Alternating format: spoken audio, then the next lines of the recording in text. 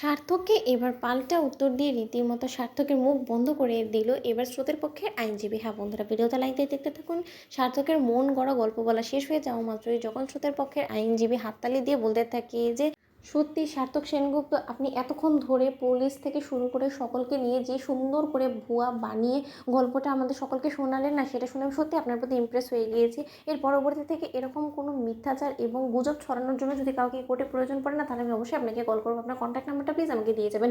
অন্যদিকে কথা বলা মাত্রই যখন অফিসে খানের পক্ষের আইনজীবী বলতে থাকে যে অবজেকশন মিলন, উনি রীতিমতো আমার ক্লায়েন্টকে কিন্তু অপমান করে চলেছে, এটা নিশ্চয়ই ওনার কাম্য নয়। ঠিক সেই মুহূর্তে জজ সাহেব বলতে থাকে যে ওনাকে ওনার কথাটা বলতে দিন। ঠিক সেই মুহূর্তে স্রোতের পক্ষে আইনজীবী বলতে থাকে সার্থককে যে সার্থক সেনগুপ্ত, আপনি এতক্ষণ যে কথাগুলো বলেন না, সেটা যে সম্পূর্ণরূপে ভিত্তিহীন এবং ভুয়া বানোয়াট, সেটা আপনার কথাতেই স্পষ্ট।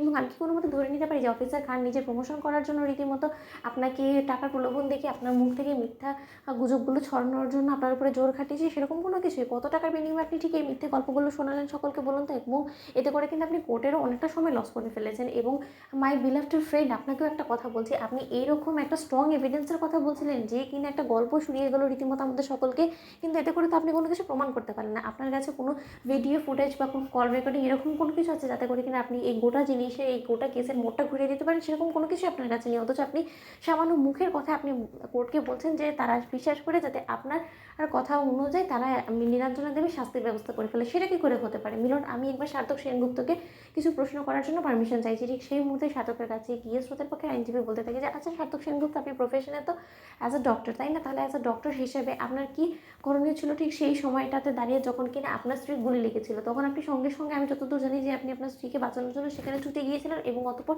আপনি যেতে যেতে ওরা ওটিতে নিয়ে চলে যায় আপনার স্ত্রীকে, এবং আপনার স্ত্রীর ওটি শেষ হওয়ার পর আপনার স্ত্রীকে যখন অবজারভেশন রুমে রাখা হয়, ঠিক সেই মুহূর্তে সেখানে পুলিশ গিয়ে হাজির হয় এবং পুলিশ ওনার জবানবন্দি রেকর্ড করে। সেই সময় আপনি হাজির ছিলেন এবং আপনি আমাদেরকে বোঝালেন যে আপনার স্ত্রী তখন যে জবানবন্দি দিয়েছিল সেটার সঙ্গে কলকাতায় ফিরে আসার পরে যে জবানবন্দি উনি দিয়েছেন সেটা নাকি আকাশ পাতাল তফাৎ। কিন্তু আপনি আমাকে একটা কথা বলুন তো, ঘটনাস্থলে কোথাও তো আপনি ছিলেন না। এবং আমি যতদূর জানি কিঞ্জল, আত্রি, অন্যান্য ফ্রেন্ডসদের থেকে শুরু করে সেখানে আরও উপস্থিত থাকা ডক্টরস ক্যাম্পেইনে যারা যারা সদস্যরা সেখানে উপস্থিত ছিল, তাদের জবানবন্দির সঙ্গে সম্পূর্ণ আপনি যে আমাদেরকে গল্পটা শুনালেন না, সেটাই সম্পূর্ণরূপে ভিন্ন। তাহলে এখন যারা সেখানে উপস্থিত ছিল তাদের কথার উপরে আমরা বিশ্বাস করব, নাকি আপনি যে কিনা উপস্থিতি ছিলেন না সেখানে তার কথার উপরে বিশ্বাস করবো? আপনার তো কথা শুনে আমার রীতিমতো মনে হচ্ছে যে আপনি কোনো এক পুরনো প্রতিশোধ নেওয়ার জন্য নীলাঞ্জনা দেবীর শাস্তির ব্যবস্থা করার জন্য এখানে এসেছেন।